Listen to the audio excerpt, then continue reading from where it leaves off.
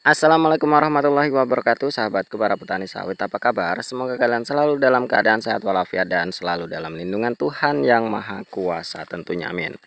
Teman-teman, pada video kali ini saya akan sharing tentang bagaimana caranya kita itu membuat tanaman kelapa sawit kita cepat besar dan cepat panen.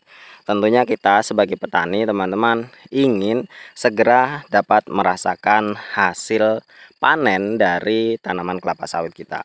Nah, teman-teman, sebelumnya saya klarifikasi karena ada yang komen, "Bang atau Bos," katanya seperti itu, "view-nya kok cuman satu batang, apakah yang bagus cuman batang itu saja?" Bisa kita lihat teman-teman, semuanya seragam. Mungkin pada waktu saya membuat video itu keadaan cukup panas, jadi saya tidak sempat untuk berjalan-jalan atau menampilkan video atau pohon-pohon yang lainnya. Dan tentunya ya, karena kebun saya tidak bersih-bersih amat, jadi saya ambil yang bersihnya saja teman-teman, biar agak enak dipandang. Itu semua seragam teman-teman, baik ke atas, nanti kita akan ke atas.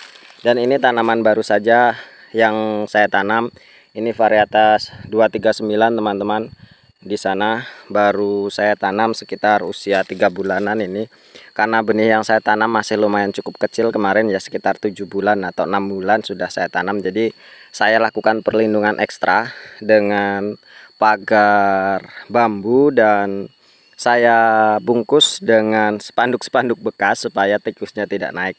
Ya, seperti itu teman-teman, kalau kita bertani dengan modal yang pas-pasan, namun karena memiliki semangat api, tekad batu semangat api, ya seperti inilah keadaannya. Jadi tidak bisa langsung saya buka semuanya secara bersamaan, tapi secara bertahap. Yang sebelah sana ada simalungun yang usianya sudah 10 bulan, ya sudah pernah saya sepil juga. Nah, yang ini teman-teman, ini adalah BL1 lonsum ya, usianya 15 bulan.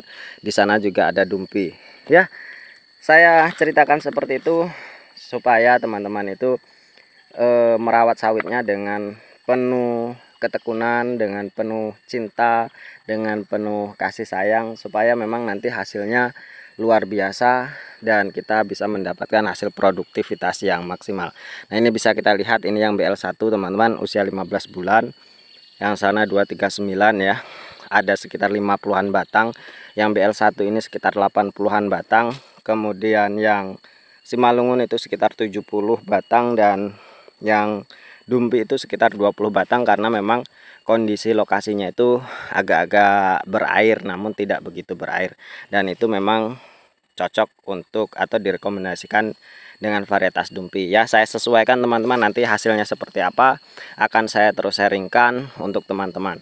Nah, dengan usia 15 bulan dengan penampakan seperti ini teman-teman, kita pindah lagi, nanti dikira satu batang saja.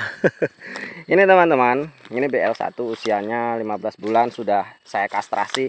Saya kastrasi ya, setiap saya lewat ada yang berbentuk bunga langsung saya buang. Jadi saya tidak tunggu-tunggu teman-teman. Dan apa sih yang saya lakukan sehingga kebun saya ini bisa dikategorikan kebun yang subur teman-teman?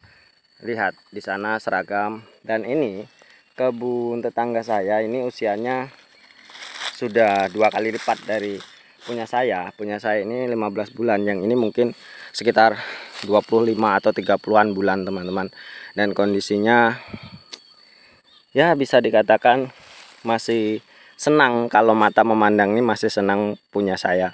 Dan yang di sana itu sekitar 20-an bulan, pertumbuhannya cukup jauh tertinggal teman-teman. Nah, apa sih yang saya lakukan?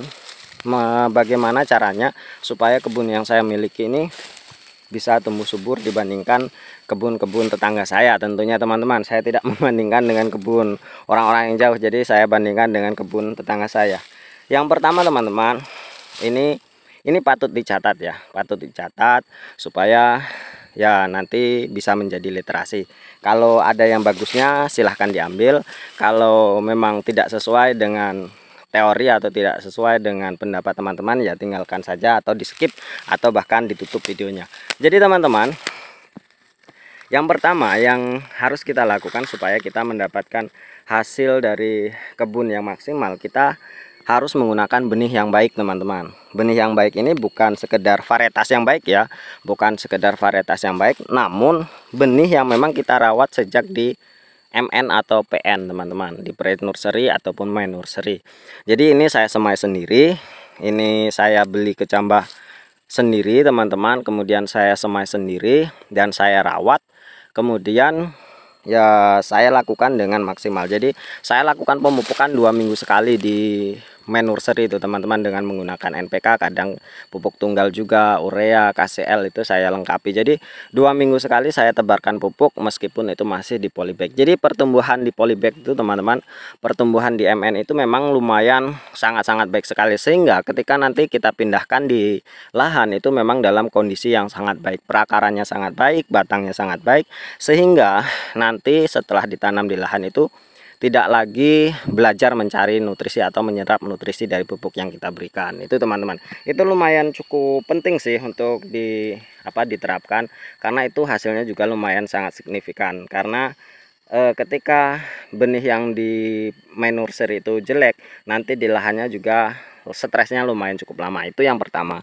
Yang kedua, usia tanamnya itu teman-teman kalau bisa jangan terlalu tua ya, kisaran kalau paling tua menurut saya, paling tua itu adalah 1 tahun. Kalau lebih dari 1 tahun ya jangan sampai melebihi dari 15 bulan teman-teman. Range 1 tahun itu saya rasa sudah paling baik sekali. Jadi ketika 1 tahun lakukan di lahan itu stresnya tidak begitu tinggi atau tidak begitu terasa. Kalau 6 bulan 7 bulan itu masih terlalu kecil dan rawan terhadap hama-hama. Sedang sebenarnya 10 bulan 12 bulan itu juga masih rawan, harus dilakukan perlindungan juga.